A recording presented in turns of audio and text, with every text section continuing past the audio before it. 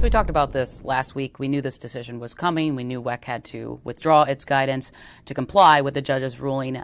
But to put into perspective, too, of how many individuals actually leave missing information, the Legislative Audit Bureau actually did an audit last year, and they reviewed 15,000 absentee ballot envelopes from the 2020 election from about 30 municipalities.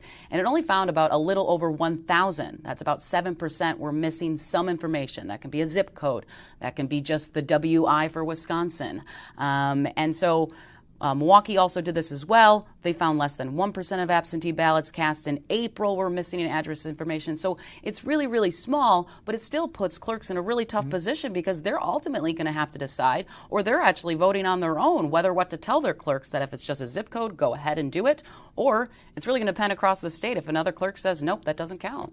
So big picture, we're not sure how much of an impact this is going to have on November because we are voting in fewer numbers absentee than we were in 2020 for obvious reasons. And two, you would hope we're getting better at it. And we've been through several elections now where people who vote absentee know what's required. So it remains to be seen how big of a deal this is.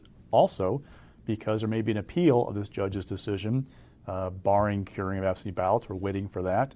It's also days away from the election, which means clerks are having a very difficult time right now with the changing rules constantly.